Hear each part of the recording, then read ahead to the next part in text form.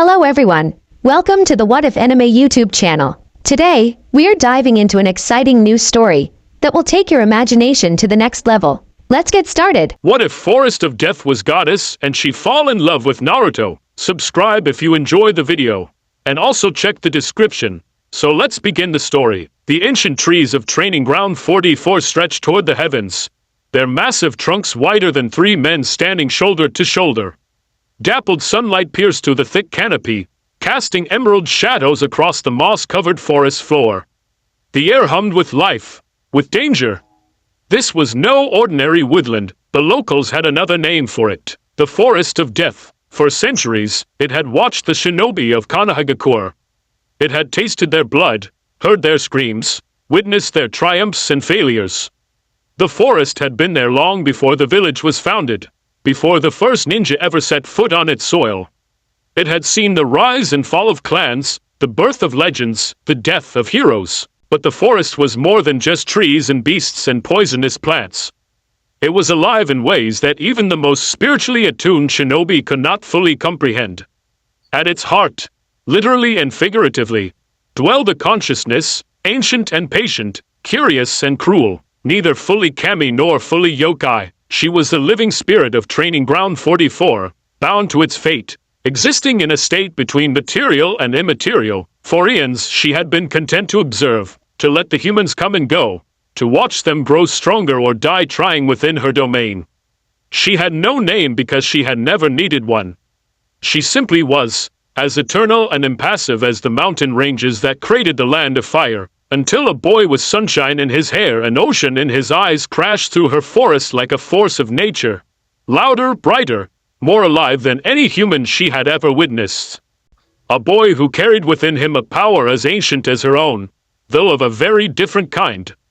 A boy who refused to break no matter how hard the world tried to shatter him. The second phase of the Chunin exams was always her favorite time. Every few years, the forest would fill with fresh meat, ambitious genin from across the shinobi world, all desperate to prove themselves, all woefully unprepared for what awaited them in her domain. Some were clever, some were strong, but most were simply foolish children playing at being warriors. The forest spirit watched them all with detached amusement from her incorporeal state, drifting between trees like morning mist, occasionally manifesting just enough presence to startle a woodland creature or rustle leaves in a way that would send paranoid genin into battle stances. These small amusements helped pass the centuries. This particular batch of examinees seemed more interesting than most. There was the last Uchiha, whose chakra burned with a cold fire of vengeance. The pink-haired girl with perfect chakra control but little else to recommend her. The Hyuga prodigy, whose eyes could see almost as much as the forest itself. The green-clad taijutsu specialist who moved like lightning despite his lack of ninjutsu. The lazy shadowbender. The insect host. The mindwalker. And then there was him. She had noticed him immediately, of course. It was impossible not to. His chakra blazed like a bonfire in the night. Wild, untamed, and saturated with the unmistakable energy of the nine-tailed fox. But it wasn't just the demon fox that drew her attention, it was everything about him. His loud proclamations, his garish orange clothing, who wore orange in a forest, his unflagging determination despite his obvious limitations. "I'm gonna pass this test, believe it!" He shouted after Mitarashi Anko's intimidating introduction, either oblivious to or unconcerned with the danger that awaited him. The forest spirit found herself materializing closer than she usually would, hovering just above a branch near the boy's team. She had no physical form in the conventional sense. She appeared as a shimmer in the air, a distortion of light that most humans would attribute to heat waves or a trick of the eye. But she was there, watching, listening. "Naruto, you idiot! Don't draw attention to us!" The pink-haired girl, Sakura, hissed, delivering a blow to the boy's head that made the spirit flinch in sympathetic pain. "Sorry, Sakura-chan," he mumbled, rubbing the growing lump. "HN?" The Uchiha boy grunted, the sound conveying a universe of disdain. The spirit found herself irrationally irritated by their treatment of the blonde boy. Why should she care how these humans interacted? She had watched countless genin teams over the centuries, had seen far worse abuse than this, Yet something about the genuine hurt that flashed across Naruto's face before being quickly masked by a goofy grin made her branches creak ominously above the team. "What was that?"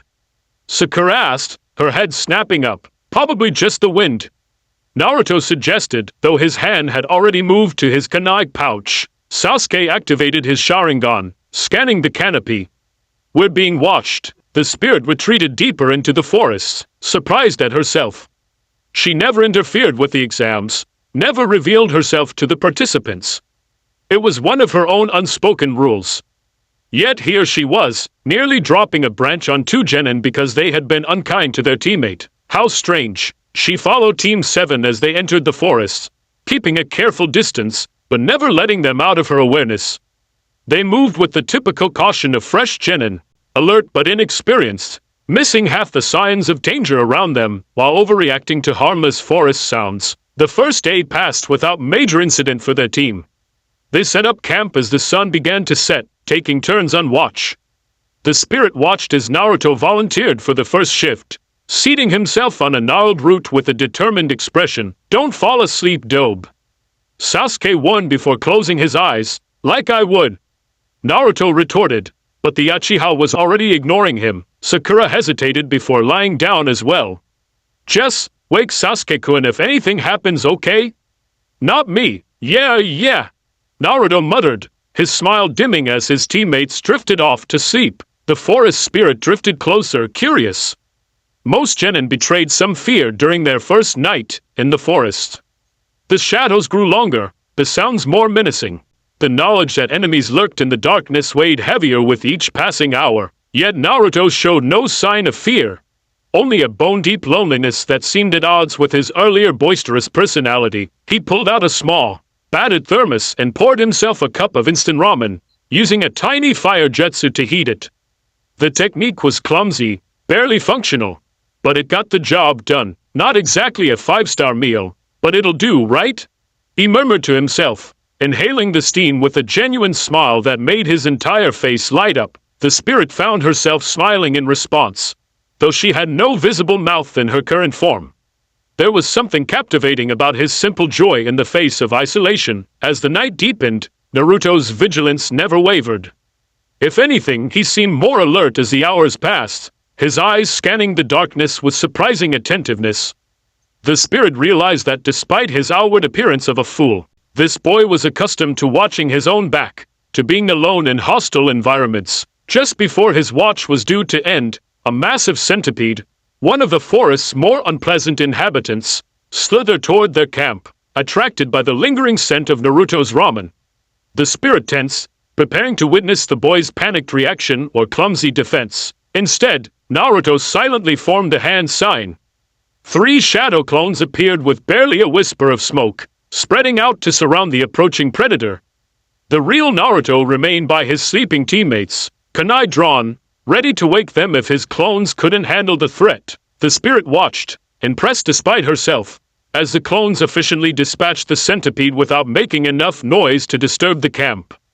It was a display of competence that contradicted everything the boy's demeanor suggested. When it was over, Naruto dispelled his clones and resumed his watch as if nothing had happened, not bothering to wake his teammates to boast of his small victory, or even to inform them of the potential danger. Curious and curiouser, the forest spirit found herself manifesting a more substantial form than she had in centuries, gathering ambient chakra to create a partially visible silhouette. The suggestion of a woman's figure formed from forest shadows and moonlight. She drifted to the edge of the clearing, just within Naruto's peripheral vision. His head snapped toward her immediately, hand reaching for a kunai. "Who's there?" he whispered, his voice low enough not to wake his team but firm enough to convey his readiness to fight. The spirit made no response, merely hovering at the forest's edge. She should retreat, return to her usual passive observation. This was unprecedented, this direct interaction, this interest. "I can sense you," Naruto continued, standing slowly. "If you're after our scroll, you should know I'm not going down without a fight." There was no fear in his voice, only determination and a hint of excitement at the prospect of battle. The spirit found herself floating closer, curious to see what he would do. Naruto formed his signature hand sign, and 3 more clones appeared beside him. "Last warning," he said, his blue eyes narrowed as they tried to pierce the darkness. The spirit allowed herself to become slightly more visible, still a silhouette, but now clearly feminine in shape, with flowing hair that seemed to merge with the shadows of the forest's canopy. She made no aggressive move, simply observing. Naruto's eyes widened. "Whoa," he breathed. "You're not a genin, are you?" She tilted her head, studying him. No, she was not. She was so much older, so much more than these fleeting humans with their brief lives and petty ambitions. She had watched the founding of Konoha, had witnessed the rise and fall of the Senju and Uchiha. She had felt the earth tremble when the Nangtails attacked 13 years ago. 13 years. The same age as this boy who carried the beast within him. Naruto took a step toward her, his clones mirroring his movement. "Are you a ghost?" he asked, a hint of childish wonder creeping into his voice despite the tense situation. The question startled her. In all her centuries of existence, no human had ever seen her and asked such a direct question. Most either failed to notice her presence entirely or mistook her for a genjutsu or natural phenomenon. This boy saw her, really saw her, and instead of fear, he showed curiosity. Impulsively, she shook her head. Naruto's jaw dropped. "You can understand me. Who are you? What are you doing here?" She considered manifesting a voice. It was within her capabilities, though she rarely bothered. But before she could decide, a stirring from Sasuke's sleeping form drew Naruto's attention. "Naruto?" the Uchiha mumbled, sitting up and rubbing his eyes. "Who are you talking to?" When Naruto turned back, the spirit had already faded from view, retreating into the depths of her forest. She watched as the blonde boy blinked in confusion, scanning the trees for any sign of her. "Nobody," he finally said, with obvious reluctance. "Just thought I saw something." "False alarm," Sasuke scowled. "Wake me for a real emergency next time." "It's my watch now." As Naruto settled down to sleep, the forest spirit drifted away, her mind in turmoil. What had possessed her to reveal herself like that? Why this boy? Why now? After centuries of silent observation, she had no answer. Only a strange, unfamiliar sensation in the core of her being. Something like anticipation. Like the forest just before a lightning storm, something was changing. She was changing. And somehow, that loud, orange-clad child was the catalyst. How very, very strange indeed. The forest spirit had barely retreated to the heart of her domain when she felt it. A cold, slithering presence entering her territory. The sensation was like ice water injected into her veins, a violation so profound it made her entire being shudder in revulsion. Orochimaru. She knew him well. The snake Sannin, the betrayer, the defiler. He had conducted experiments in her forest decades ago, twisting her creatures into abominations, tainting the very soil with his corrupted chakra. His presence was unmistakable. A poisonous miasma that made even the most aggressive predators in the forest shrink back into their dens, and he was heading directly toward Team 7. The spirit moved through the trees faster than wind, her essence flowing like water back to where she had left Naruto and his teammates. Dawn was breaking, pale light filtering through the canopy as Team 7 packed up their makeshift camp. They were unaware of the predator stalking them, his chakra suppressed to levels that genin could never detect, but she could feel him, circling, watching, hunting. She knew his target, the last Uchiha, with his coveted Sharingan eyes. Orochimaru had no interest in Naruto or Sakura. They were mere obstacles to be removed. The spirit hesitated. She had never interfered in the affairs of humans before, had always maintained her role as an impartial observer. Even when Orochimaru had committed his atrocities years ago, she had simply watched, allowing nature to ultimately reclaim what he had tainted. But now, she found herself unwilling to watch this drama play out as it was intended. Not with Naruto in the crossfire. She could not directly attack Orochimaru. Her influence was limited to the natural elements of her domain. But she could warn them, perhaps.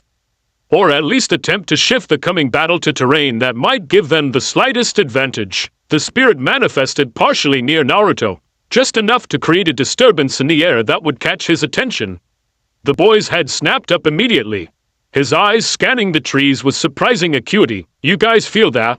He asked his teammates. Feel what, Naruto? Sakura sighed, clearly expecting another of his false alarms. I dunno, something weird. Like we're being watched. His hand drifted to his kunai pouch. Like last night, Sasuke, to his credit, didn't dismiss Naruto's concern. His Sharingan activated, scanning their surroundings.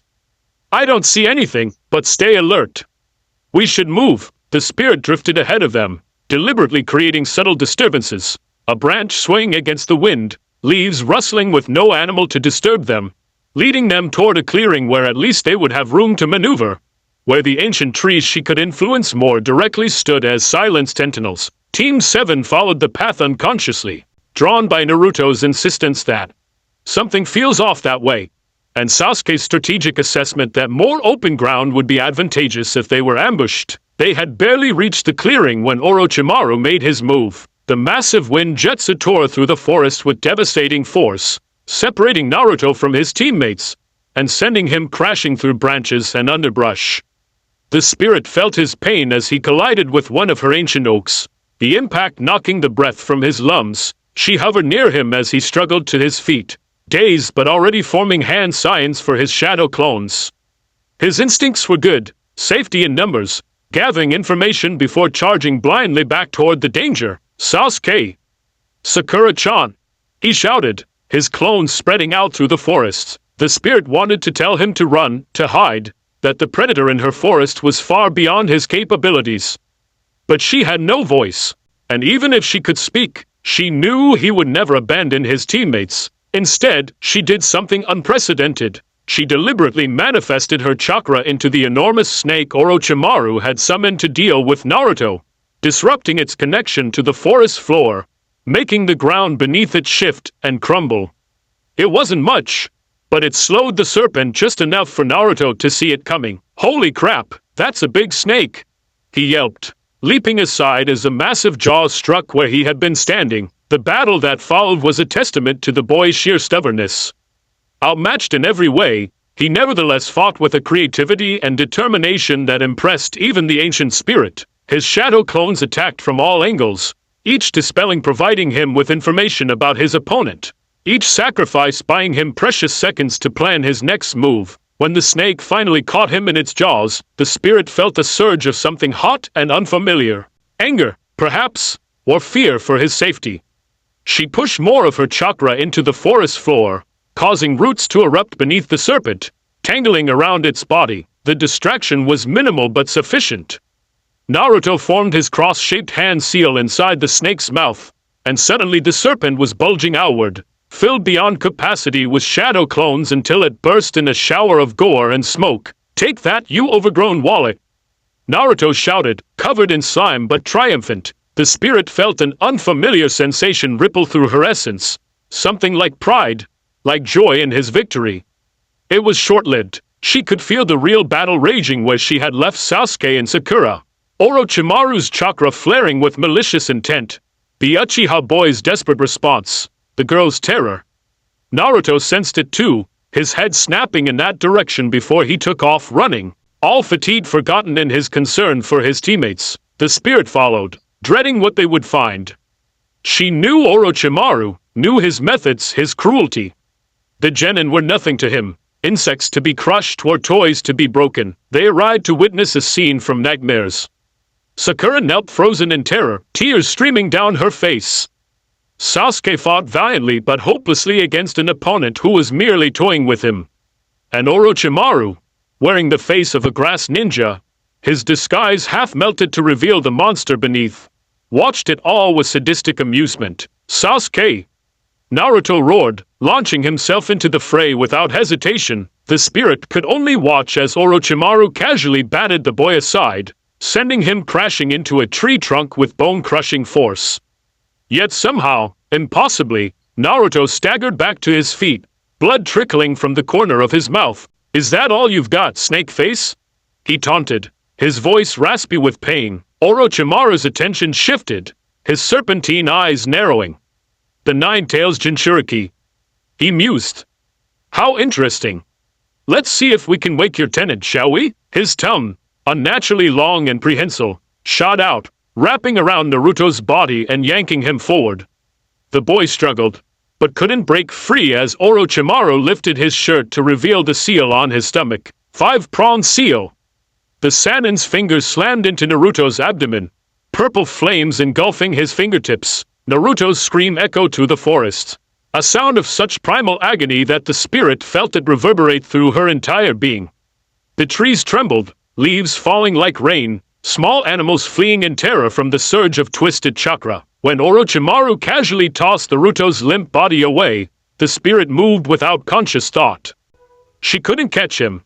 She had no physical form substantial enough, but she could cushion his fall, manipulating vines and branches to break his descent into the canyon below. As she followed his plummeting form, she was dimly aware of Orochimaru turning back to Sasuke, of his neck extending impossibly to sink fangs into the Uchiha's shoulder, of Sakura's screams mixing with Sasuke's.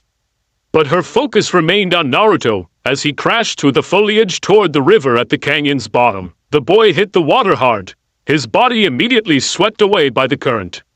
The spirit raced alongside him, frantic in a way she had never experienced in all her centuries of existence. She pushed her influence to its limits, forcing tree roots to reach out over the water, creating barriers of fallen logs to slow the current. When Naruto finally washed up on a small sandbar, face down and terrifyingly still, the spirit gathered every ounce of her power to materialize more fully than she had in an age. Her form solidified, translucent still, but now with distinct features. A woman of indeterminate age, her skin the warm brown of rich earth, her hair a tangle of vines and leaves cascading down her back, her eyes the deep green of forest shadows.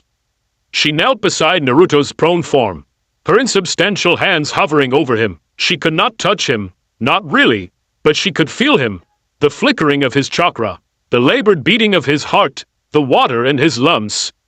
Using the ambient natural energy that was her essence, she gently turned him onto his back, manipulating the air and water around him rather than touching him directly. Naruto coughed violently, water spewing from his mouth as he gasped for air. His eyes fluttered open, unfocused and clouded with pain. What? He mumbled, blinking up at her ghostly form. The spirit pulled back slightly, and used to being seen so clearly. She opened her mouth, struggled to remember how to form words after centuries of silence. Safe, for now. She managed, her voice the whisper of leaves in the wind, the creak of ancient branches, the distant murmur of forest streams. Naruto's eyes widened. "You're the presence from last night," he said, attempting to sit up before falling back with a groan of pain. "What? Who are you?" She tilted her head, considering. "I am the forest," she replied simply, the words feeling strange on her tongue. "The forest?" Naruto repeated, confusion evident despite his pain. "Like a spirit or something?" "Yes, spirit. Guardian." She gestured to the trees surrounding them. "This place, my domain." Understanding dawned on his face, followed immediately by panic. "Sasuke. Sakura. They're in trouble." "Snake faces, I know," she interrupted, her voice gaining strength as she grew accustomed to speech again. "The snake Sanin. Orochimaru." Naruto struggled again to rise, his determination forcing his battered body to respond despite the pain. "I have to help them." The spirit shook her head. "Cannot. Too dangerous.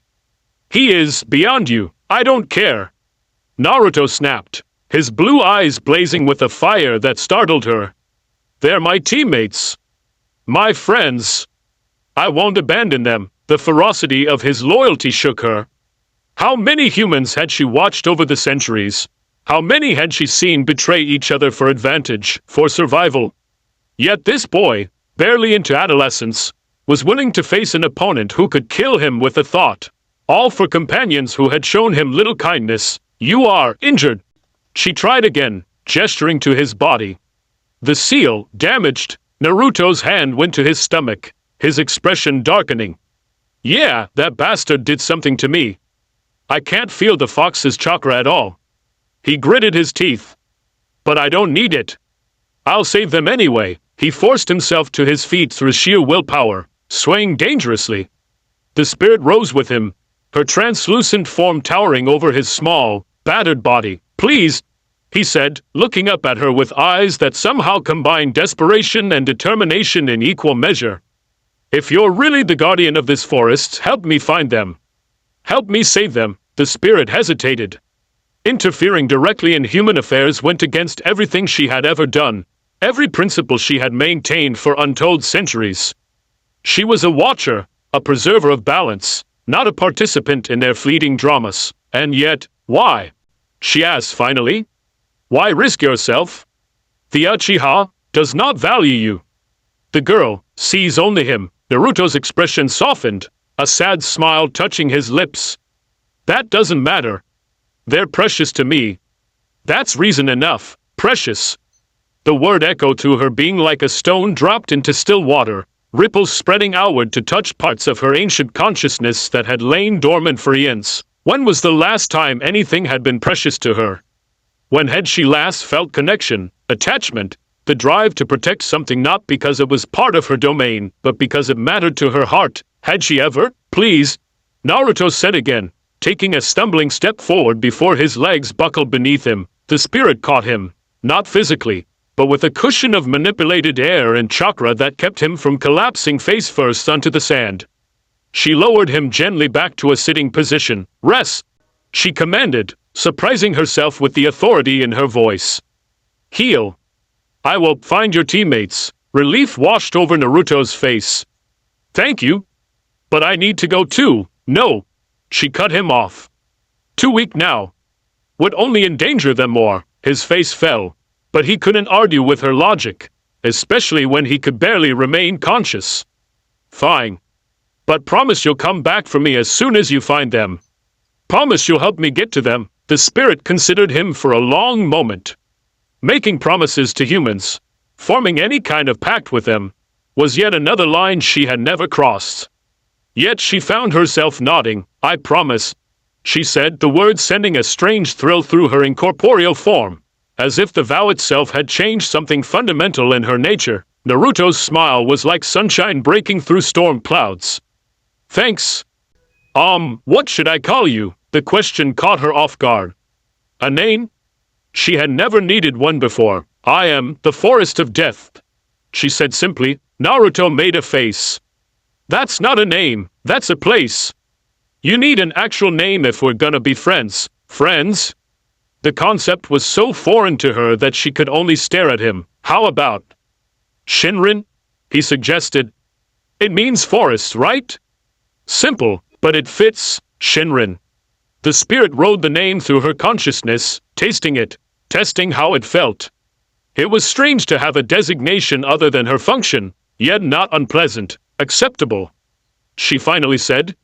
Shinrin. Naruto's grin widened despite his obvious pain. Great! Nice to meet you officially, Shinrin. I'm Uzumaki Naruto, future Hokage of Konoha. The formal introduction, so human in its simplicity, startled a sound from her that might have been a laugh. The rustling of leaves in a sudden breeze. Rest, Uzumaki Naruto, she said, beginning to fade from view. I will return. You better, he called as she dissipated into the forest air. Remember, you promised, as the newly named Shinrin spread her awareness through her domain. Searching for the chakra signatures of Naruto's teammates, she marveled at the strange turn of events. In less than a day, she had gone from silent observer to active participant, from nameless entity to Shinrin, from solitary guardian to friend. The concept was as foreign to her as the name, yet she found herself nurturing it like a rare seedling, curious to see what might grow from such an unusual beginning. In all her long existence, nothing like this had ever happened before. Nothing had ever made her feel so alive. Sasuke's chakra was easy to trace. It pulsed with a sickly, tainted energy that made the leaves curl and the insects flee. Orochimaru's curse mark was a corruption, an invasion of the natural balance, and Shinrin could feel it spreading through the Uchiha system like black ink through clear water. She found Team 7 holed up in the hollow base of an ancient tree, one of her oldest, a giant that had stood for centuries before even Konoha was founded. Sakura knelt beside the unconscious Sasuke, her face tear-streaked but determined as she placed a cool cloth on his forehead. The girl had set basic traps around their hideout, admirable and intensive amateurish in execution. Shinran observed silently, torn between her promise to Naruto and her ancient instinct to remain uninvolved. The boy was safely hidden by the river, recovering from his injuries.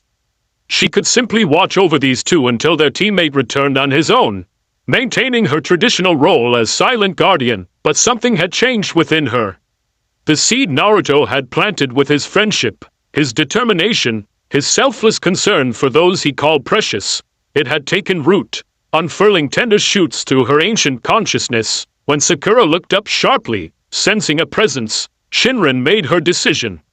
She materialized partially, less substantial than she had appeared to Naruto, but visible enough to be seen as a vaguely humanoid shimmer in the air. The pink-haired girl gasped, a kunai appearing in her trembling hand. "Who's there?" "Show yourself," Shinran gathered ambient chakra, forming it into words that whispered through the hollow tree like a gentle breeze. "Not enemy, friend of Naruto." Sakura's eyes widened. "Naruto? You know where he is? Is he okay?" The concern in her voice seemed genuine, surprising Shinran. Perhaps the girl valued her loud teammate more than she showed. Alive? Injured? Safe? Shinran's voice grew stronger as she channeled more chakra into her manifestation. "He sent me to find you." It wasn't strictly true, but it would be easier than explaining her actual nature. Humans tended to understand things in human terms. Missions, allies, concrete objectives. Sakura lowered her kunai slightly, though wariness remained in her posture. "How do I know you're telling the truth? How do I know you're not working with that monster who attacked us?" In answer, Shinran allowed her form to become more visible, taking on the appearance she had shown Naruto, a woman of the forest. Her features composed of earth and leaf and shadow. "Orochimaru is violation. Corruption." The words came with a rustling of leaves, a creaking of branches that conveyed her distaste more eloquently than her limited vocabulary. "Enemy of the forests," Sakura stared, her tactical mind visibly working behind her wide green eyes. "You're not human," she finally said. "What are you, guardian? Spirit of this place." Shinran drifted closer to Sasuke, examining the angry red mark on his neck. The snake's mark, poison to all it touches. Sakura moved protectively in front of her teammate. "Don't come any closer. I don't care what you are. I won't let you hurt Sasuke-kun." Shinran paused, respecting the girl's courage even as she noted how different it was from Naruto's. Where his bravery came from a place of selfless protection, hers seemed rooted in devotion to a single person, admirable in its way, but narrower in scope. "Not here to harm," she assured the girl. "Here to help." "Naruto, worried for you both." At the mention of Naruto's name again, Sakura's expression softened slightly. "That idiot, always charging in without thinking." She bit her lip. "Is he really okay? That snake freak hit him with some weird jutsu, and then he fell. Recovering." Shinran replied. "Cannot access the fox's power." "Seal damaged." Sakura's brow furrowed. "The fox? What are you talking about?" Shinran realized her mistake immediately. Of course, the younger generation didn't know about Naruto's burden. The Third's Law had kept that secret well. "Nothing." She backtracked. Internal chakra disrupted. Before Sakura could press further, Sasuke groaned, his body convulsing as another wave of the curse mark's influence sped across his skin. Black, flame-like patterns crawled up his neck, his face contorting in pain even in unconsciousness. Sakura turned back to him immediately, all questions forgotten. "Sasuke-kun, please hang on." Shinran drifted closer, ignoring Sakura's previous warning. "The mark feeds on chakra, on life force. Will consume him, if not contained." "Contained? How?" Desperation replaced suspicion in Sakura's voice. "Please, if you know how to help him, cannot remove," Shinran admitted. "Beyond my power, but can slow its spread. Buy time until proper help." Sakura's shoulders slumped in relief. "Please," she whispered, her voice cracking. "Whatever you can do." Shinran moved to Sasuke's side, her ethereal form hovering over his feverish body. The curse mark pulsed with malevolent energy, a writhing serpent of corruption burrowing deeper into the boy's chakra network with each passing moment. She extended her consciousness, merging with the ancient tree that sheltered them, drawing on its centuries of slow, patient growth. Wood and earth, oldest magics. She murmured. Before ninja. Before villages. The forest remembers. Her translucent hands hovered over Sasuke's body, green energy flowing from her fingertips like sunlight through leaves. It wasn't healing chakra as medical Nin would understand it. This was something older, rawer, a direct channeling of life force from the forest itself. Sakura watched wide-eyed as the black marks on Sasuke's skin receded slightly, not disappearing but retreating, as if pushed back by the verdant energy that enveloped him. The containment, temporary. Shinran warned, her form flickering as she channeled more power. When he wakes, anger, fear, hatred will feed it. Make it stronger. What can I do? Sakura asked, her hands clutching Sasuke's limp one. Calm him. Remind him of bonds. Of reasons to resist. Shinran's voice grew fainter as her manifestation became more transparent, the effort of the healing draining her. Darkness calls to darkness. Light must answer. The energy around Sasuke flared one last time before dissipating, leaving the curse mark dormant but still present, like a venomous snake coiled and waiting to strike. Shinran's form retreated to the shadows of the hollow tree, barely visible now except for the gleam of her forest green eyes. He will wake soon, she whispered. Needs rest. Safety. Sakura nodded, determination hardening her features. I'll protect him. Both of them. She looked up, meeting Shinran's fading gaze. You said Naruto's safe, but he's alone, isn't he? He needs help too. The concern in her voice surprised Shinran again. Perhaps there was more depth to this girl than she had initially perceived. We'll return to him, she assured Sakura. Lead him here when strong enough. Thank you, Sakura said softly. Whatever you are, thank you for helping us. Shinran's form wavered, nearly invisible now. Naruto's friend, she said simply, as if that explained everything, and perhaps it did. Because something fundamental had shifted within her ancient being. A change as significant as the turning of seasons or the birth of mountains. For the first time in her immeasurable existence, she had acted not as an impartial guardian of her domain, but as a being with connections, with loyalties, with bonds, as she dispersed back into the forests, stretching her awareness to root and branch to return to where she had left Naruto. Shinran pondered this strange new sensation, this awakening of something she had never known she lacked. Shinran found Naruto exactly where she had left him, though he was no longer resting as she had instructed. Instead, he was training, or attempting to, his battered body moving through taijutsu forms with stubborn determination despite the obvious pain each movement caused him. You should be resting, she chided, materializing from the mist that clung to the riverbank. Naruto spun toward her voice, wincing as the sudden movement pulled at his injuries.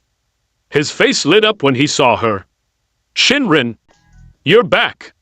Then anxiety replaced his smile. Did you find them? Are they okay? Found. Safe, for now. She drifted closer, her form more substantial than before, drawn by his eager anticipation. Hidden in Tree Hollow. The Uchiha, marked by Orochimaru's curse. Contained it. Temporarily, relief washed over Naruto's features, followed immediately by determination. We've got to get to them. Which way? He took a step and stumbled, barely catching himself against a boulder. Shinran moved beside him, manipulating air currents to steady him. Still weak, she observed. The seal damage, affecting your recovery. Naruto scowled, looking down at his stomach. Yeah, whatever that snake creep did, it messed me up good. Can't feel the fox's chakra at all. He looked up at her, curiosity replacing frustration. Hey, how do you know about the Nine Tails anyway? That's supposed to be a village secret. Shinran's laugh rustled through the leaves overhead. I am older than your village, child. I was ancient when Senju and Uchiha first made peace. I witnessed the Nine Tails attack 13 years ago, felt the earth shudder with its power. Naruto stared at her, his blue eyes wide. Just how old are you? Age means little to my kind, she replied, materializing more fully until she stood before him as a woman formed of forest shadows and filtered sunlight. I have watched over this land since before humans learned to wield chakra. Whoa! Naruto breathed, impressed despite his urgency to reach his teammates. So you're like super old. His brow furrowed in thought. Wait, if you're that powerful, can you fix what Snake Face did to my seal? Shinrin considered him, taking in the hopeful expression on his whiskered face. Sealing arts, not my domain. I am of the wild places, of growth and decay, life and death in their natural cycles. The fox's seal is human artifice. His face fell, but he nodded in understanding. Worth a shot. Guess I'll just have to manage without it for now. He straightened, visibly pushing away his pain. So, which way to Sasuke and Sakura-chan? North, through the canyon, up the ridge. She gestured with a translucent hand. Not far as forest measures distance.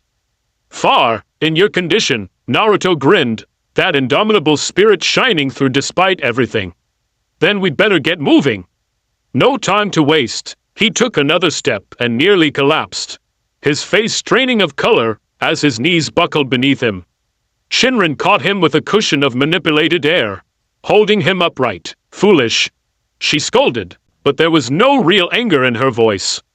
Your determination admirable. Your methods lacking wisdom. Naruto laughed weakly, allowing himself to be lowered to sit on a fallen log. Yeah, Iruka-sensei says that a lot too. He looked up at her, desperation in his eyes. But I can't just sit here while they might be in danger. The guy who attacked us is way beyond Chunin level. He was toying with us. What if he comes back? Orochimaru has left the forests. Shinrin assured him. His purpose achieved. The mark placed. The test completed. Test? What test? Shinrin hesitated, unsure how much to reveal. The snake, experiments. Tests limits. Seeks vessels for his soul. Naruto's expression darkened with understanding. Sasuke. He's after Sasuke, isn't he? Those freaky eyes of his. Yes. Silence fell between them, broken only by the gentle murmur of the river and the distant calls of forest creatures. Naruto's face twisted with conflicting emotions, concern for his teammate, frustration at his own helplessness, determination to do something despite it all. Shinrin watched him, fascinated by the play of feelings across his expressive face. She had observed humans for centuries, but always from a distance, always as mere components of her domain's ecosystem. Never had she considered their internal worlds with such interest, such empathy. There is another way, she said finally, the words emerging before she had fully considered their implications. Naruto looked up sharply. Another way to what? To reach her teammates. To heal, faster. She drifted closer, her form solidifying further until she appeared almost tangible, though still translucent where the sunlight passed through her. I could share my essence. Temporarily, your essence? Naruto repeated, brow furrowed in confusion. What's that mean? My power? My connection to this forest? She gestured around them at the ancient trees, the vibrant undergrowth, the teeming life that surrounded them unseen. All that grows here is part of me. I could lend you that connection. Channel the forest's vitality through your body. Accelerate healing. Naruto's eyes widened. You can do that? Why didn't you say so earlier? Shinrin drifted backward slightly, her form wavering with uncertainty. Never done before. Never interfered this directly. There would be consequences. Bad consequences? Naruto asked cautiously. Unknown, she admitted. For both of us. I would be bound to you temporarily. Would feel what you feel. See through your eyes.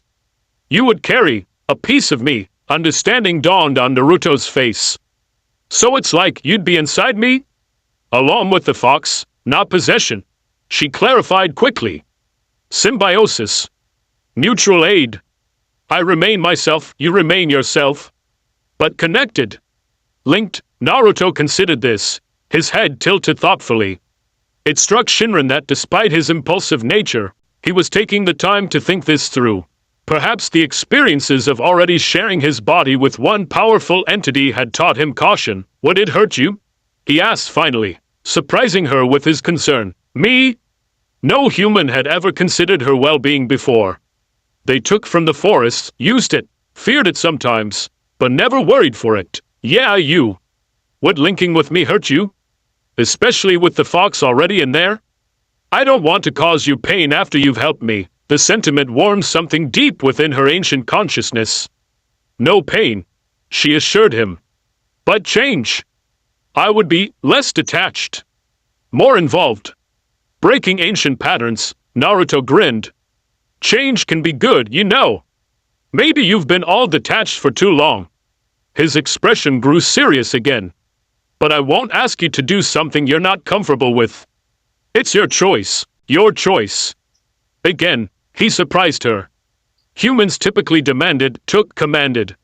They did not offer choices to the forces of nature. My choice. She repeated, tasting the concept. Yes.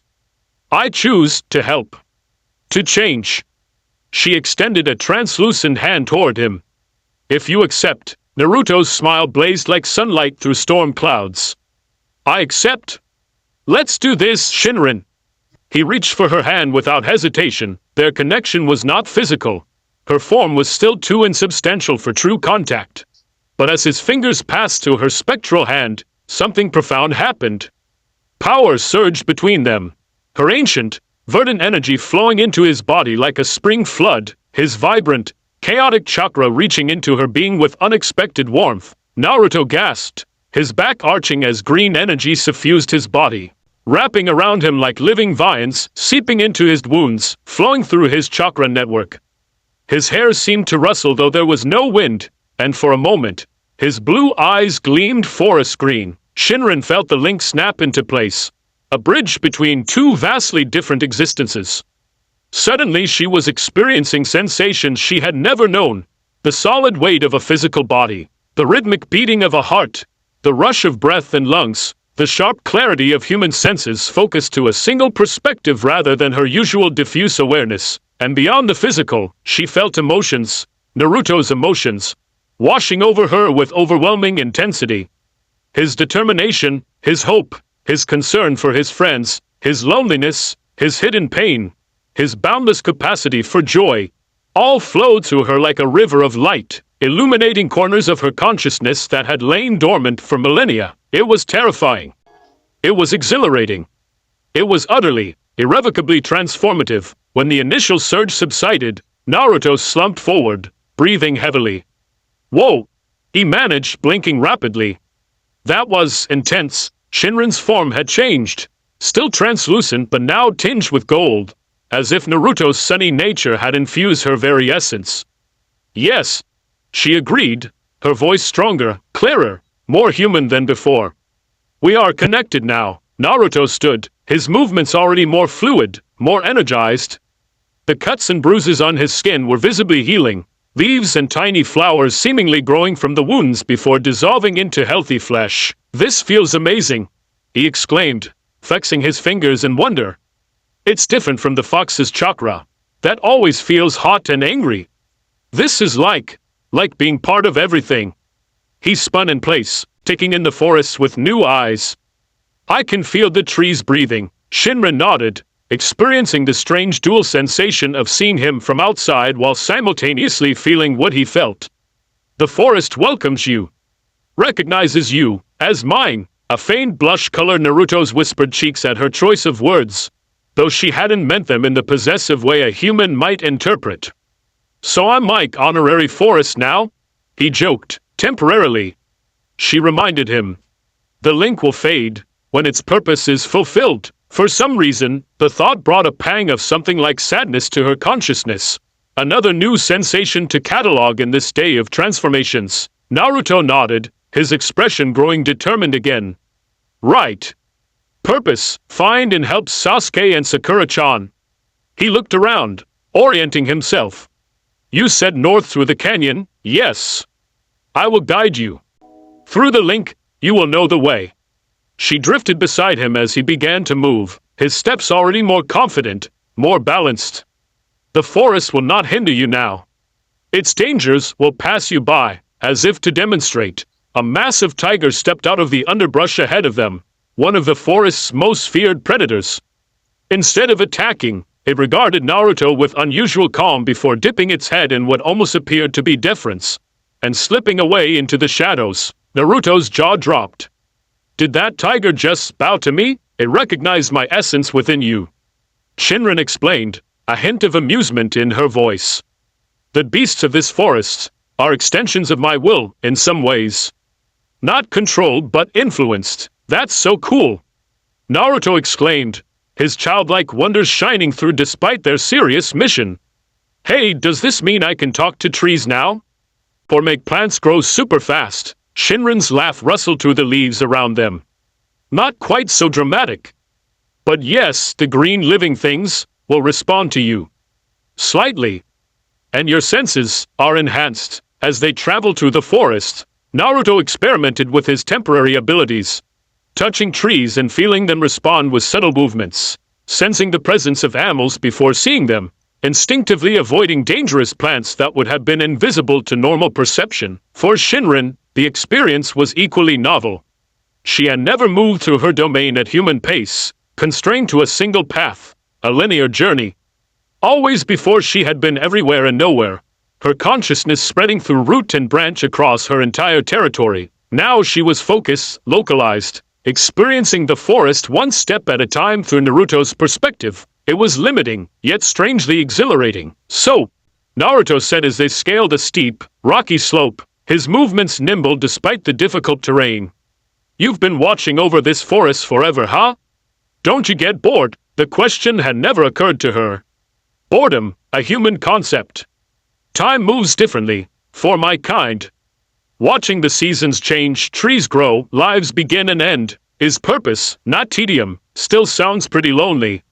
Naruto observed, pausing to help a small seedling that was struggling to grow through a crack in the rocks, channeling a touch of their shared energy to strengthen it. The gesture, so casually compassionate, caught Shinran's attention. Loneliness also seemed human. Until recently. She drifted alongside him as he continued climbing. Your perspective changes mine. Naruto glanced at her, curiosity in his blue eyes.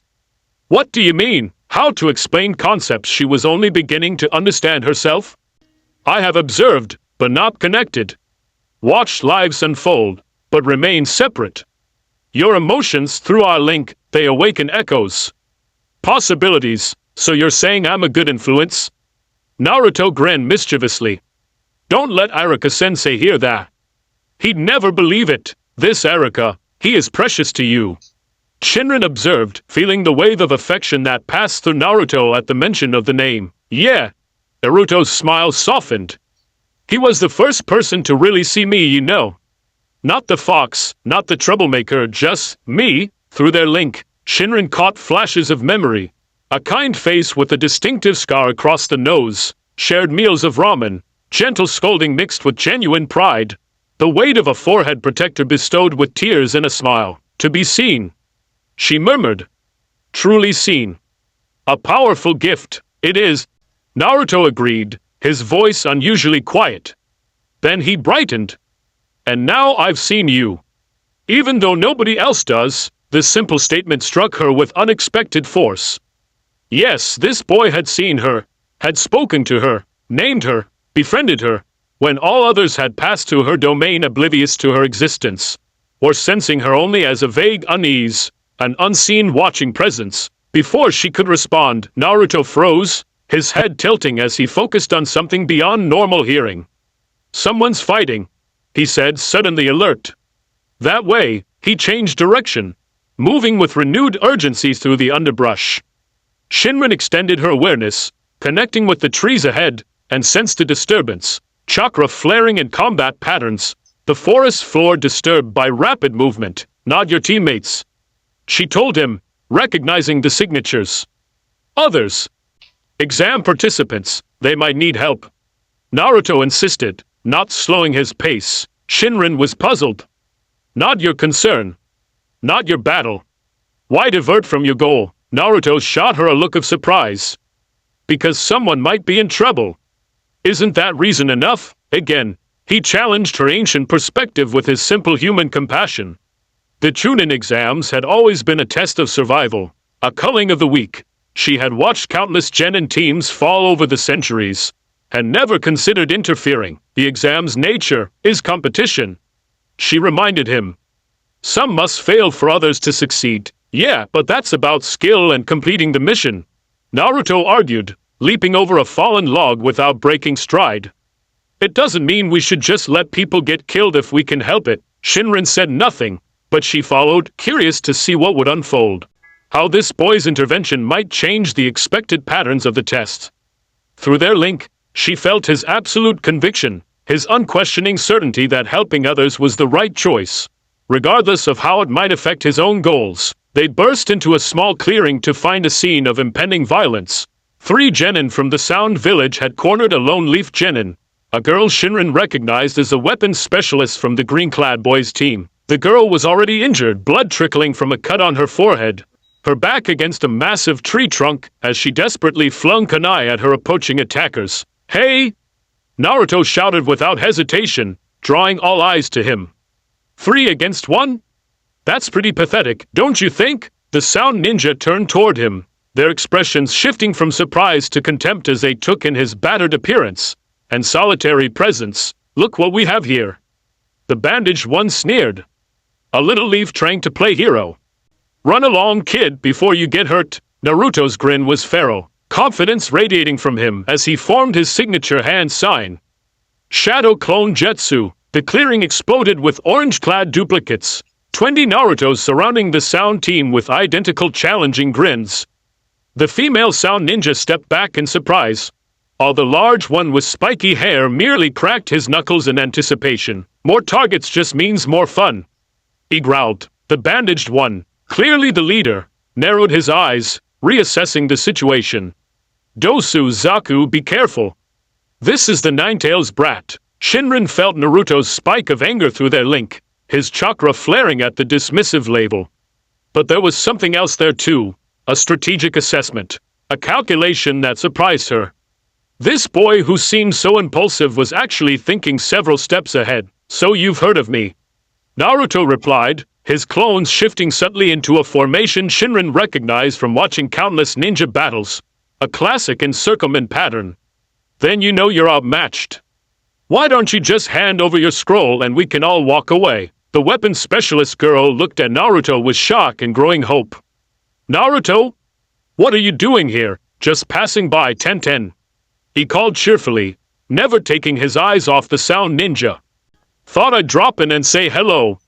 His voice dropped lower, meant only for the Sound team. "Last chance. Walk away." Dosu, the bandaged one, laughed coldly. "You leaf genin are all the same, soft. This isn't a game, child. This is war." He raised his arm, revealing a strange metal device attached to it. "Let me show you what real sound can do." He lunged forward, swiping at the nearest Naruto clone. But the attack met empty air as the clone leapt away with unexpected grace, leaves swirling in its wake. "What the?" Dosu began, confused by the clone's enhanced agility. "I'm not the same as I was yesterday," Naruto said, his voice taking on an eerie dual quality as Shinrin instinctively lent him more of her power through their link. The clone's eyes flashed green, the grass beneath their feet growing visibly, twining around their ankles as if embracing them. "This forest fights with me now." Through her connection to Naruto, Shinrin found herself participating in battle for the first time in her existence. She had always been a passive observer of the violence that took place in her domain. Now she was an active participant, her power flowing through Naruto and his clones, enhancing their movements, sharpening their senses. It was exhilarating. It was terrifying. It was transformative. The battle that followed was unlike anything the Sound Ninja had prepared for. Naruto's clones moved with unnatural coordination, seeming to anticipate attacks before they came. Roots erupted from the ground to tangle around the enemy's feet at crucial moments. Branches swung down to block escape routes. Even the air itself seemed to cooperate with Naruto, carrying his clone's shuriken with unerring accuracy while diverting the Sound team's projectiles. And through it all, Shinrin experienced human combat from within. The surge of adrenaline, the strategic calculations, the split-second decisions, the pain of hits received and the satisfaction of blows landed. Each sensation was new, vibrant, overwhelming in its immediacy. When Zaku unleashed his air pressure attack, destroying a wave of clones, Shinran felt Naruto's momentary pain to their link. Not physical but emotional. As if each clone were a tiny piece of himself. They're not just chakra constructs to you. She realized, her voice whispering through his mind. They're extensions. Parts of your consciousness, yeah. Naruto confirmed, directing another squad of clones to flank the sound team while he helped Tenten to safer ground. Each time one pops, I get their memories, their experiences. It's like I'm fighting from 20 places at once. The concept fascinated her. So different from her own diffuse consciousness that spread to her entire domain, yet similar in principle. Human ingenuity, remarkable. The tide of battle turned decisively when Naruto channeled their combined chakra through his remaining clones, their hands slamming into the earth simultaneously. Forest style, binding roots jutsu. They shouted in unison. Shinran felt the strange sensation of her natural power being shaped by human hand signs, molded into something between ninjutsu and pure nature manipulation. The forest responded with enthusiasm, massive roots erupting from the ground to wrap around the sound ninja, immobilizing them in wooden cocoons that left only their heads exposed. Dosa's eyes widened in shock. Impossible! This chakra, it's not human, told you, Naruto said cheerfully, dispelling his remaining clones as he approached the captured enemies. The forest fights with me. He crouched before Dosu, his expression turning serious. Now about that scroll. Minutes later, Naruto helped Tenten bandage her wounds, an earth scroll tucked safely in his pocket. Not that he needed it, but it might prove useful for bargaining later. I don't understand what just happened, Tenten said, wincing as Naruto applied a paste of medicinal herbs that Shinran had guided him to gather. Since when can you use wood style? That's the first Hokage's technique. It's not exactly wood style. Naruto hedged, unsure how to explain his temporary alliance with the forest spirit. More like, I made a friend who's good with plants. Tenten raised an eyebrow, clearly not believing him but too grateful for the rescue to press further. Well, whatever it is, thank you. Those sound ninja had me cornered. Her expression darkened. They separated me from Lee and Niji during an ambush. I need to find them. We could help you look. Naruto offered immediately. Shinran stirred within their connection. Your teammates, our priority. She reminded him silently. Right. Naruto muttered, then explained to Tenten. Actually, I need to find my team too. We got separated during an attack. Understanding dawned on Tenten's face. By that creepy grass ninja? We saw the aftermath of that battle. Trees snapped like twigs, crater-sized impacts in the ground. What happened? Naruto's expression grew grim. Bad stuff. Really bad. The grass ninja was actually Orochimaru in disguise. He did something to Sasuke, some kind of curse mark. Sakura's with him, but I need to get back to them. Tenten paled. Orochimaru? The S-rank missing Nin? We need to alert the proctors. No time, Naruto said, standing and helping her to her feet. Besides, I think he's already gone. He got what he came for. The bitterness in his voice was palpable. Then we'd better find our teams quickly, Tenten concluded. Which way are you headed? Naruto pointed north, toward the ridge where Shinran had left Sakura and Sasuke. That way. You, east toward the central tower. That was our meeting point if we got separated. Tenten hesitated, then offered her hand. Good luck, Naruto. And thanks again. I owe you one. Naruto shook her hand, grinning. Just put in a good word with bushy brows so he stops challenging me every time we meet. Tenten laughed, the sound bright in the somber forest. I'll try, but you know how he is about rivals. As they parted ways, Shinran observed the easy camaraderie between the two genin with interest. Human bonds formed so quickly, so naturally, even between those who barely knew each other. You risked our mission to help someone not central to your goal, she noted as they resumed their journey. Yet you seem satisfied with the outcome. Naruto shrugged, navigating the forest with newfound ease, barely needing to look where he placed his feet as the earth seemed to mold itself beneath him. Roots and stones shifting subtly to provide secure footing. Helping people is never a waste, he said simply. And anyway, we got an extra scroll out of it, so it all worked out. Shinran pondered this perspective, so different from the cold calculus of survival that had governed her understanding of the forest's laws for eons. The strong survived, the weak perished. Resources went to those who could claim them. Yet here was this boy, rewriting those rules with his compassion, his willingness to expend his own resources to aid others with no guarantee of return. And strangest of all, it had worked. He had emerged stronger, with more resources, not despite his compassion but because of it.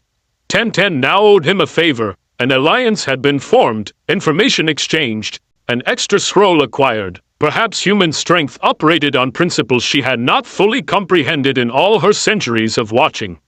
Perhaps there was wisdom in this boy's instinctive kindness that her ancient, solitary perspective had missed. As they crested a ridge, the massive central tower of the Forest of Death came into view in the distance, silhouetted against the late afternoon sky.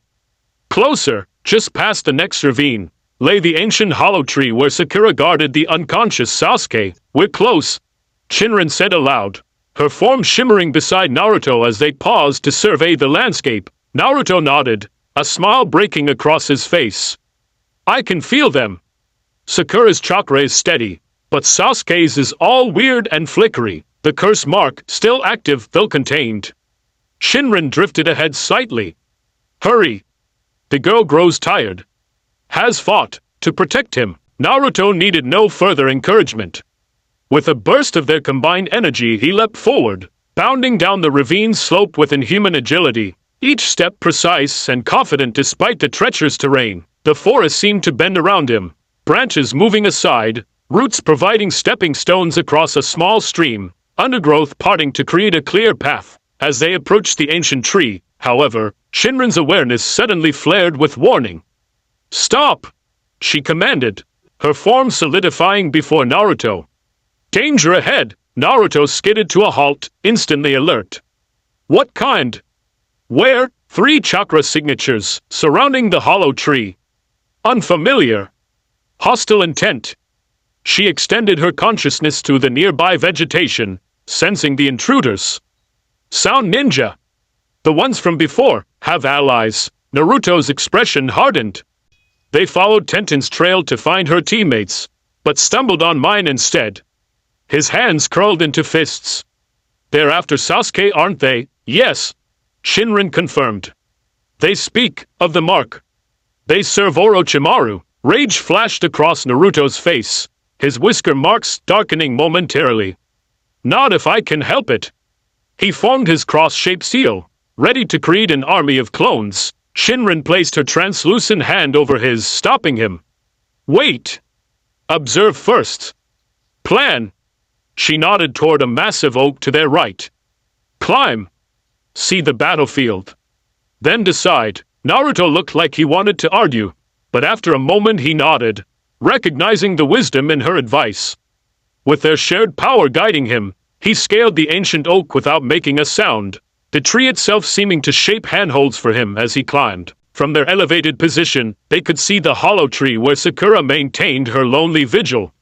3 sound ninja, the same team Naruto had defeated earlier, now freed from their rude prisons, surrounded the entrance, just beyond the simple trap Sakura had set. "They escaped," Naruto whispered, his voice tight with anger. "I should have tied them up for real, not just used my jutsu. Their ally must have freed them." Shinran surmised.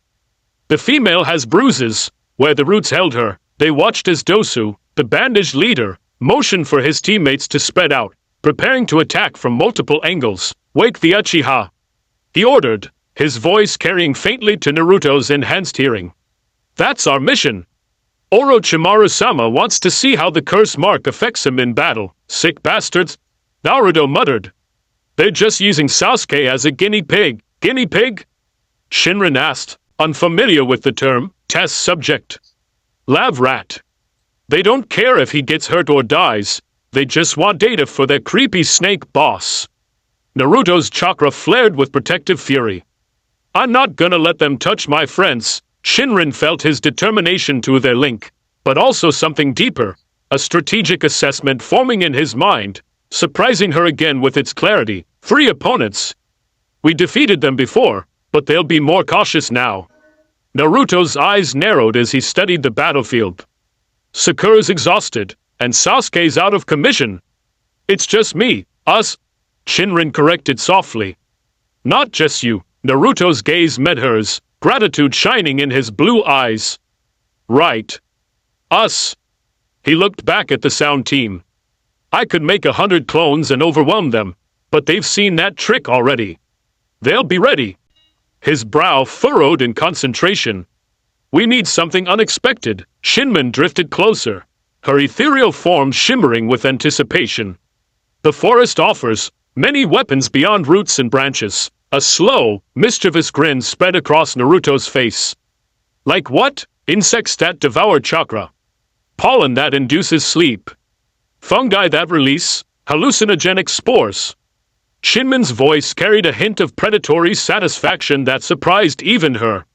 This is my domain. In it, I am not powerless. Naruto's eyes widened, then narrowed with determination. Let's show these sound jerks why they call it the Forest of Death. The sound ninja approached the hollow tree with cautious confidence. Their earlier defeat still stung, but now they were prepared for the orange-clad ninja and his strange forest powers. They had a mission to complete, and failure wasn't an option when serving someone like Orochimaru. Remember, Dosa murmured to his teammates. The girl is irrelevant. The Uchiha is our target. Wake him. Test him, record the results. What about the Nine-Tails brat? Zaku asked, flexing his air pressure cannons embedded in his palms. If he shows up, kill him. Dosa's voice was cold, matter-of-fact. Orochimaru-sama has no interest in that one. Inside the hollow tree, Sakura crouched beside the feverish Sasuke, a kunai clutched in her trembling hand. Dark circles shadowed her eyes from her constant vigil.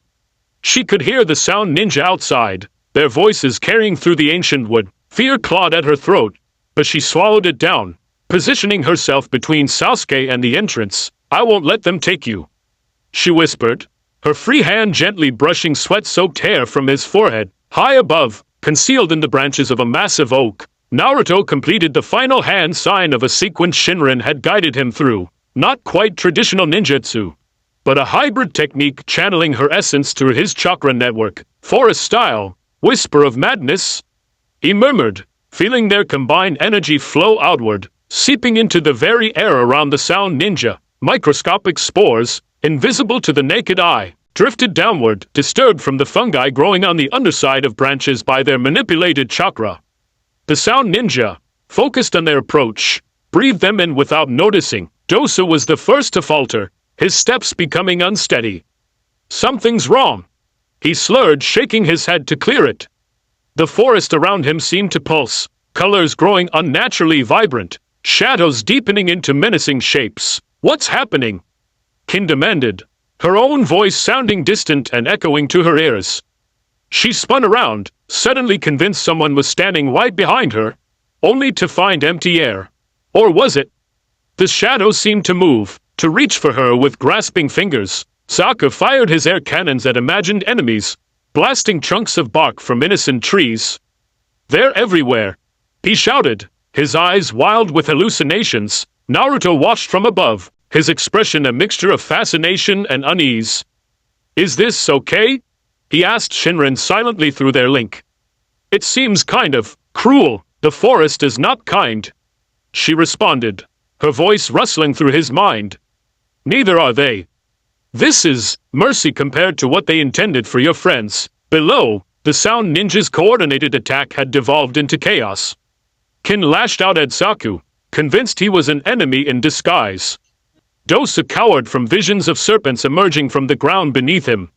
Zaku continued firing indiscriminately, creating a perfect distraction for Naruto's next move. Now, Shinran urged. Naruto leapt from the tree, channeling their combined chakra into another technique. Forest style, binding embrace. The grass beneath the sound ninja's feet erupted into writhing tendrils, wrapping around ankles, knees, torsos. Unlike his previous root technique, these bonds were supple, inexorable, and secreted a sticky sap that hardened on contact with air. What is this? Dosa cried, the hallucinations beginning to fade as his survival instinct kicked in. He slashed at the vegetation with a kunai, but for each tendril he cut, 3 more took its place. Naruto landed before them, his body haloed in a subtle green glow, leaves swirling around him though there was no wind.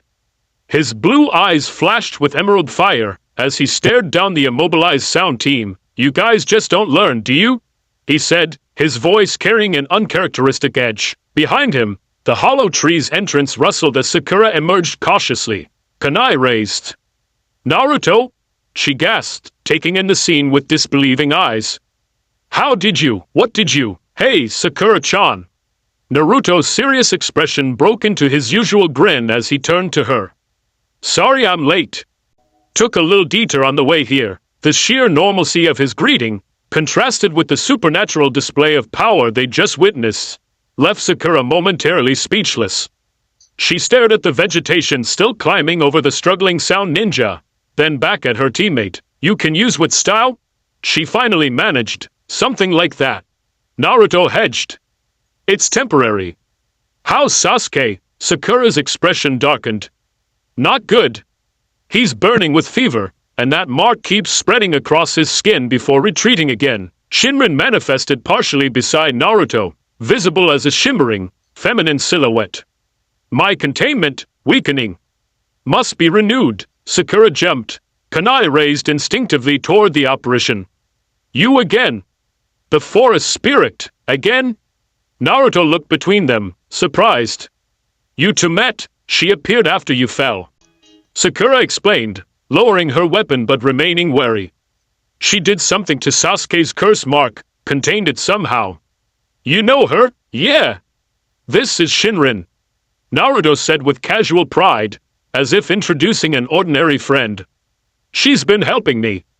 She's the reason I can do all this plant stuff now." Dosu, still partially conscious despite his bonds, stared at the shimmer beside Naruto with dawning horror.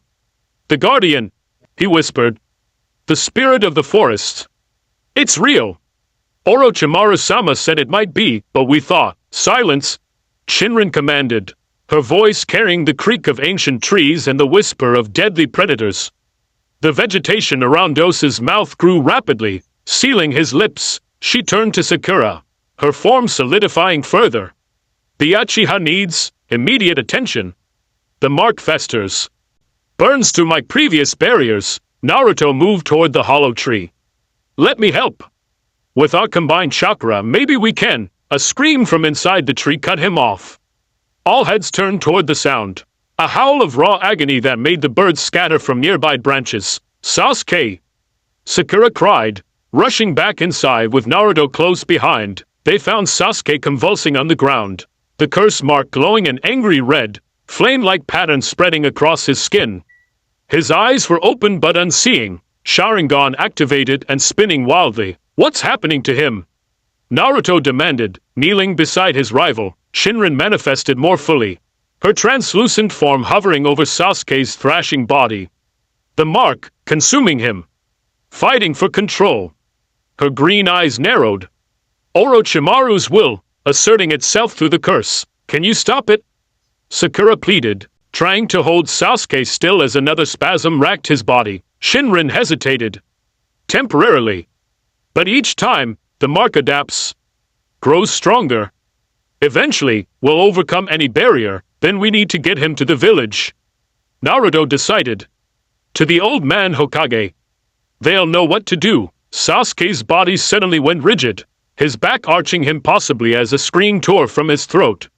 The curse mark pulsed, spreading further across his skin until nearly half his body was covered in the sinister pattern. "No time," Shinrin said. "Must act now." She turned to Naruto. "Our link can channel more power. Together. But risky. What kind of risk?" Naruto asked, even as he moved into position opposite her, Sasuke between them. "Strain on your body." "On my essence." Shinrin's form flickered with concern. "And him may reject the natural energy. His body not attuned like yours." "Do it," Sakura interrupted, her voice firm despite the tears in her eyes. "Whatever the risk." "He's dying anyway, isn't he?" Shinrin nodded slowly. "The mark consumes life force itself. Left unchecked, will burn him from inside, then we have no choice. Naruto said, meeting Shinran's ethereal gaze with determination. Tell me what to do. Your hands on his chest. Channel our energy, not into the mark directly. Around it. Create a living barrier. Shinran's form began to glow brighter, green energy coalescing around her. Follow my lead through our link. Naruto placed his hands on Sasuke's chest, feeling the racing heartbeat beneath his palms. He closed his eyes, opening himself to Shinran's guidance through their connection. Her consciousness flowed into his, showing rather than telling. Images of roots growing around the poison without touching it, of a tree encapsulating a foreign object within its trunk, isolating it without removing it. I get it, he murmured. Like how trees heal around a wound. Yes. Shinran's voice echoed through their link. Nature does not always expel.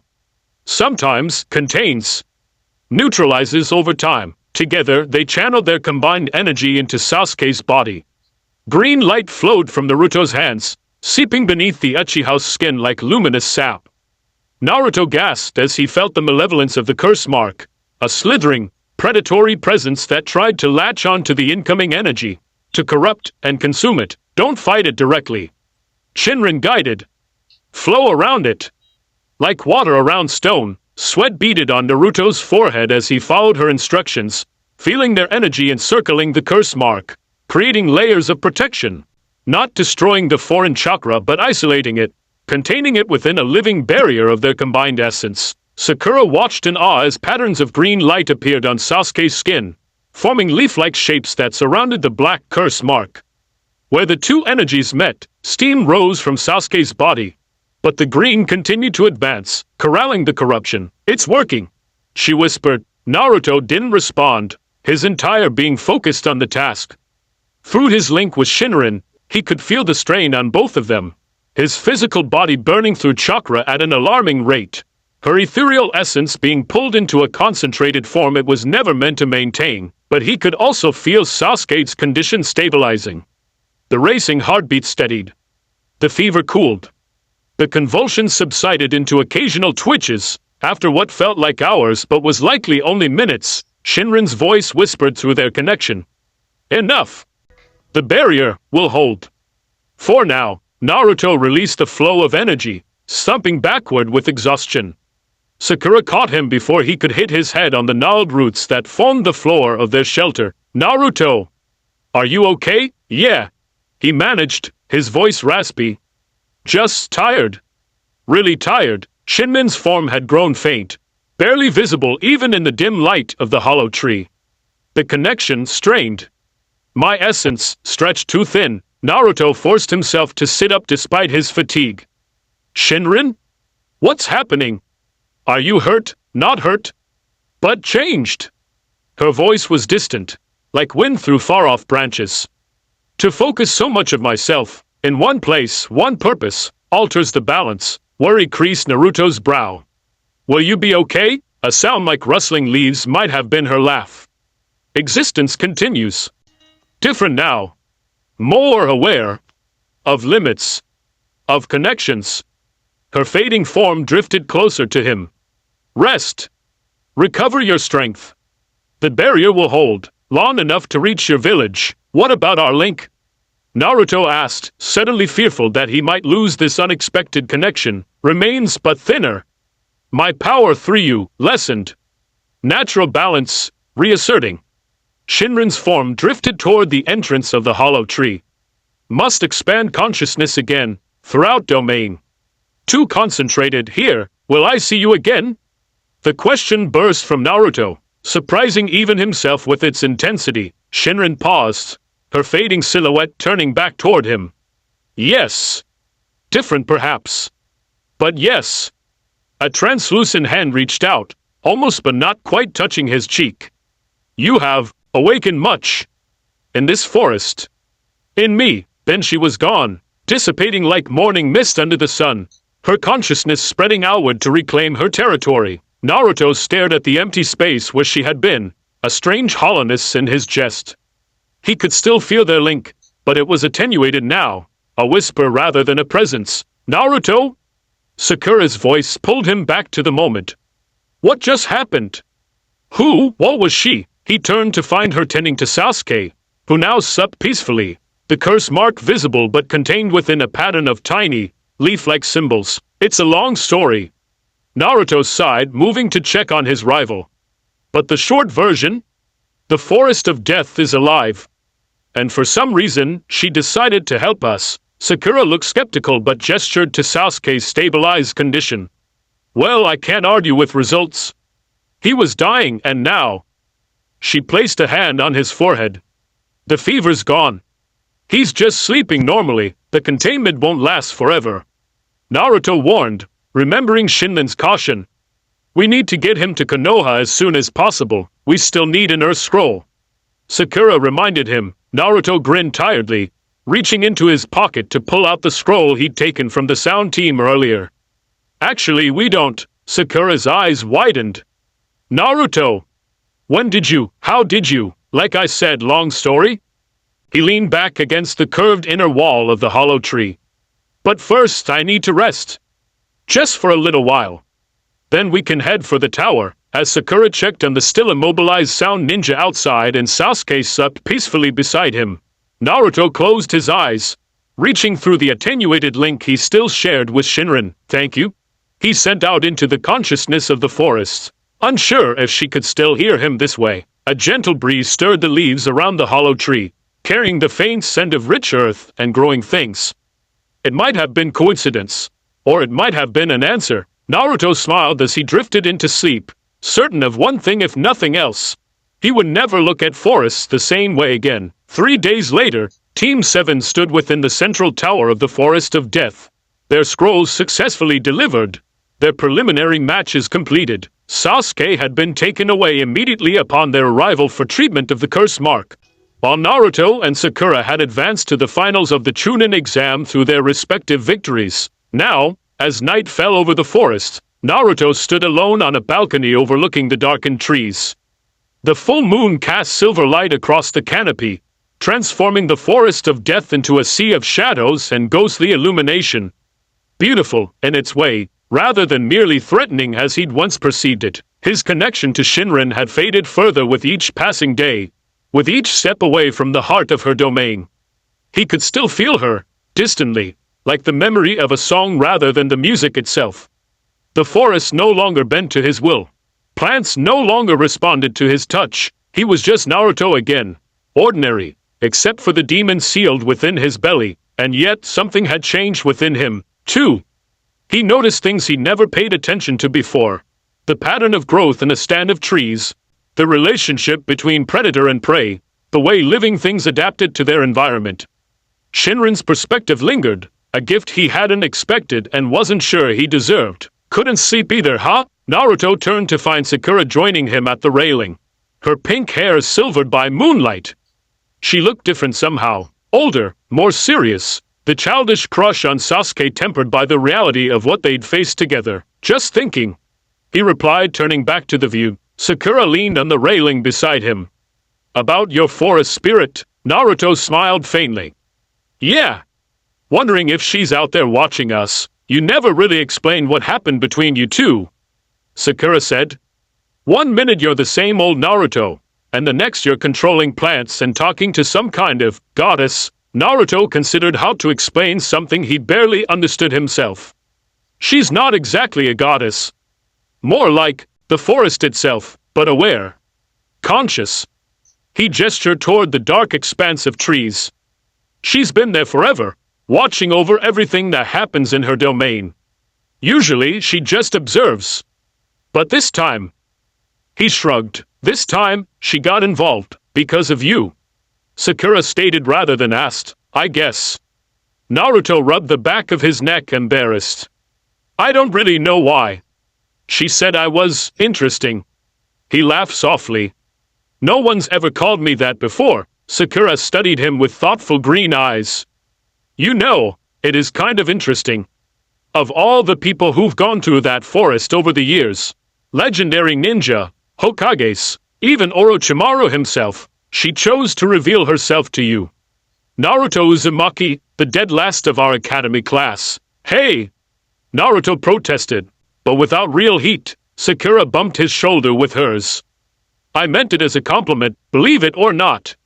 Maybe she saw something in you that the rest of us have been missing. The quiet acknowledgement, so different from her usual dismissal of him, left Naruto momentarily speechless.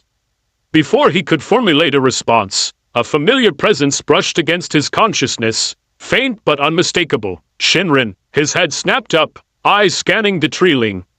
There, at the forest's edge, a shimmer in the moonlight, the suggestion of a feminine form composed of shadow and silver. She's here, he whispered. Sakura followed his gaze, squinting into the darkness. I don't see, wait. She sucked in a breath.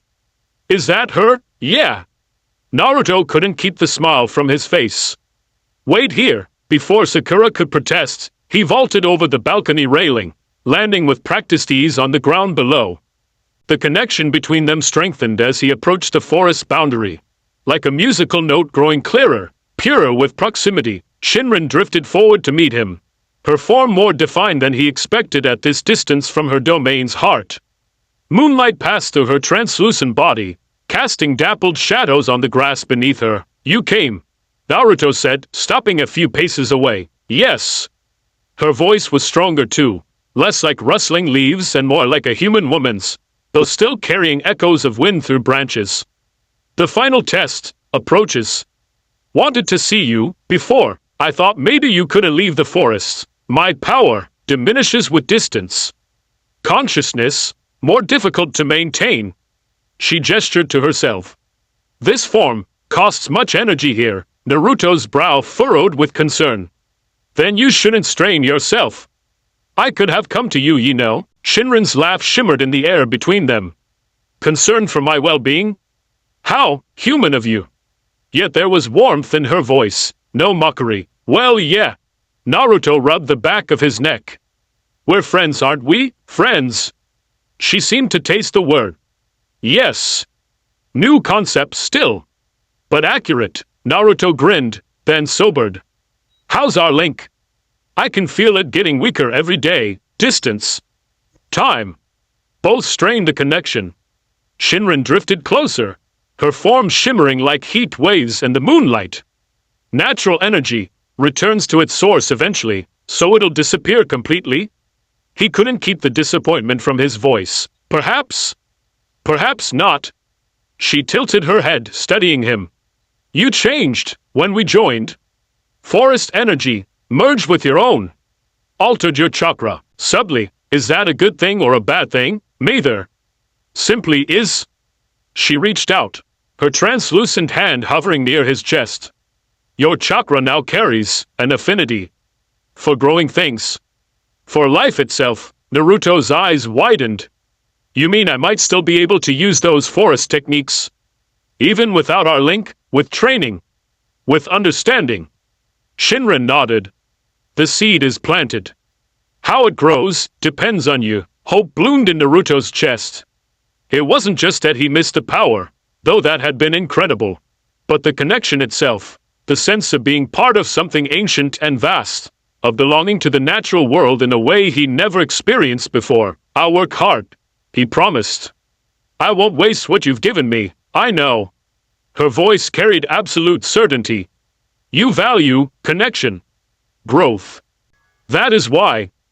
She hesitated, seeming to search for words. Why what? Why I revealed myself to you.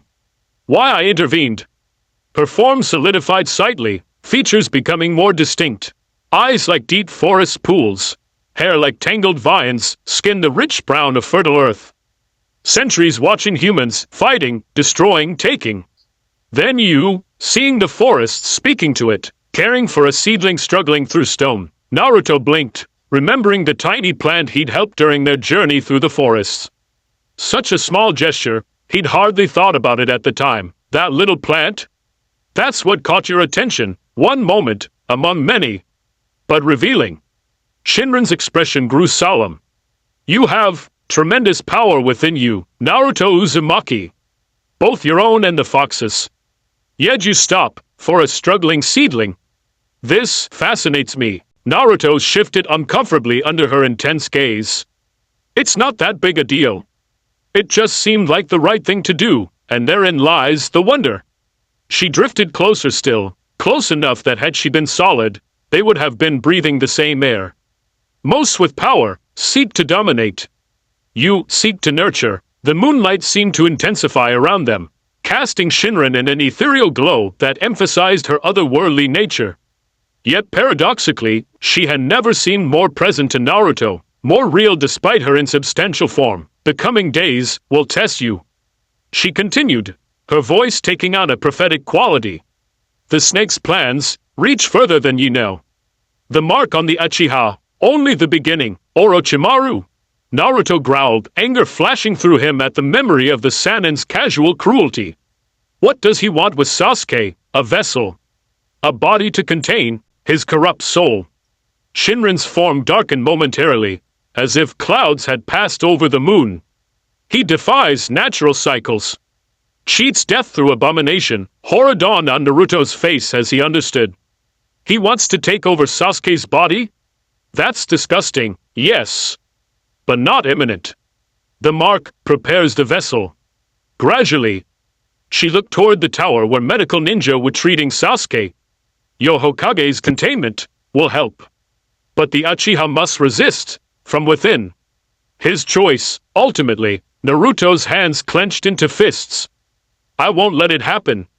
I'll get stronger, strong enough to protect my friends, to stop Orochimaru, to bring Sasuke back if he cut himself off, unwilling to even voice the possibility of Sasuke choosing to go with the snake's Sannin. Shinran studied him, her ancient eyes seeing more than he was comfortable with. Your path will not be easy. But you are more prepared than you were, because of you. Naruto said softly. Thank you, Shinran. For everything. She inclined her head in acknowledgement, then glanced toward the eastern horizon where the faintest lightening of the sky hinted at approaching dawn. I must return to my domain. Maintaining this form, at this distance, difficult. Will I see you again? Naruto asked, echoing the question he'd asked when she'd first left him in the hollow tree. Perhaps. The future unwritten. She began to fade, her form growing more transparent with each word. But I will watch your progress. Listen, when you speak to the forests, I'll come visit, he promised. After the exams, I'll come sit with that little seedling we helped, see how it's growing. Shinran's smile was the last part of her to fade, lingering like the Cheshire cat from a story Naruto vaguely remembered from childhood. I would like that. Then she was gone, dissolved into the pre-dawn mist that clung to the forest's floor. But not completely gone. Naruto could still feel her. A whisper of connection, a thread leading back to the heart of the forest of death. He stood there for a long moment, watching as the first rays of sunlight pierced the canopy, turning dewdrops into diamonds across the vast expanse of ancient trees. Naruto? Sakura called from the balcony above. Is everything okay? He turned and waved to reassure her, a smile spreading across his face. Yeah, everything's great. As he headed back toward the tower, a gentle breeze followed him, carrying the scent of rich earth and growing things. And if the grass seemed to spring back more vigorously where his feet touched, well, perhaps that was just a trick of the morning light, or perhaps it was something more, a gift, a reminder, a promise. The forest would always remember Naruto Uzumaki, and Naruto Uzumaki would always remember the forest goddess who had seen something in him worth nurturing, worth protecting, worth loving. The seed was planted. How it would grow, only time would tell. 1 month later, as the final stage of the Chunin exams approached, Naruto found himself drawn back to the forest of death. His training with Jiraiya had been intense, his control over the Nine-Tails chakra improving by the day. But something was missing, a connection he couldn't quite recapture through traditional shinobi techniques. He slipped past the warning signs and chain-link fence with practiced ease, moving deeper into the forest with none of the trepidation he'd felt during the exams, where once he had seen only danger in the massive trees and shadowy undergrowth. Now he recognized patterns, ecosystems in delicate balance, life and death intertwined in the eternal cycle Shinran had shown him. I'm back, he called softly as he reached a familiar clearing. Like I promised, no ethereal figure materialized before him. No whisper of leaves answered his greeting. Yet Naruto could feel a subtle shift in the forest's energy, an awareness, a focusing of attention on his presence. She was here, in her own way. He made his way to the ravine where he'd first truly connected with Shinrin, where their energies had merged. The little seedling he'd helped, a struggling oak that had been forcing its way through a crack in the rocky ground, had grown surprisingly in the short time since he'd seen it, now nearly a foot tall, its leaves unfurled toward the dappled sunlight that pierced the canopy. Naruto crouched beside it, smiling. "Look at you, getting so big already?" He reached out, fingers hovering just above one tender leaf.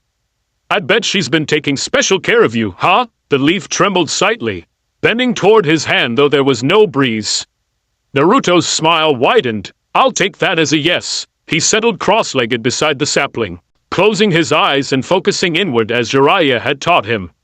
But instead of seeking the turbulent, fiery chakra of the Nine Tails, he reached for something subtler. The faint green energy that had remained within him after Shinran's power had mostly faded. It was still there, a tiny pool of vitality nestled alongside his own massive reserves and the fox's malevolent force. Different from both, either the bright blue of his natural chakra nor the angry red of the Nine Tails. This energy was a soft, verdant green, pulsing with the slow rhythm of growing things. Naruto extended his awareness outward, trying to connect this inner energy with the forest around him. At first, nothing happened. Then, slowly, he began to sense echoes. The steady, patient life force of the ancient trees, the quicker, brighter sparks of small animals, the vast, diffuse consciousness that was Shinran herself, spread throughout her domain. "I can feel you," he whispered, eyes still closed in concentration. "Not like before, but you're there." The wind picked up slightly, rustling the leaves overhead in what might have been acknowledgement. Encouraged, Naruto deepened his meditation, remembering how it had felt when their energies merged, the sense of connection to everything growing and living, the awareness of root systems spreading beneath the soil like neural networks, the slow, powerful cycles of seasonal change. Carefully, he channeled a tiny amount of chakra into his palms, focusing on the quality of Shinran's energy rather than the quantity of his own. Green light shimmered faintly around his hands, visible even through his closed eyelids. "Forest style," he murmured, placing his palms against the ground on either side of the sapling. Gentle growth technique. The technique wasn't one Shinran had explicitly taught him. He was improvising, following instinct and memory rather than formal training. For a moment, nothing happened. Then, almost imperceptibly, the sapling stretched upward, its stem thickening slightly, new leaves unfurling at its crown. Naruto opened his eyes, watching in wonder as the Yunlok responded to his chakra. He wasn't forcing it to grow unnaturally fast as what style users might. Rather, he was supporting its natural processes, sharing energy, encouraging rather than commanding. "It worked!" he exclaimed, then lowered his voice, oddly conscious of disturbing the forest's peace. It really worked. The accomplishment was small compared to the massive shadow clones or Raisengans he could produce, but it filled him with a quiet joy unlike the triumph of mastering combat techniques. This was creation, not destruction, nurturing life rather than preparing to take it. As he sat back, admiring the slightly taller sapling, a shimmer in the air caught his attention. Slowly, gathering substance with each passing moment, Shinran's form coalesced before him, not as solid as she had appeared during their shared battle, but more defined in the vague silhouette she'd been at their last meeting. "You came," Naruto said, unable to keep the delight from his voice. "I was always here," she replied, her voice clearer than he remembered, less like rustling leaves and more like a woman's. "You have learned to listen," Naruto grinned. "I've been practicing. Not just the techniques, but the feeling behind them." He gestured to the sapling. "What do you think? Not bad for a first try without your direct help, right?" Shinran drifted closer, examining the Yunlok. "Well done. You didn't force, but invited. Supported." Her green eyes met his. Few humans understand the difference. Pride bloomed in Naruto's chest at her approval. "I had a good teacher. The forest itself is the teacher. I am merely its voice." She settled beside him, her translucent form hovering just above the forest's floor. "You return on the eve of battle, seeking strength?"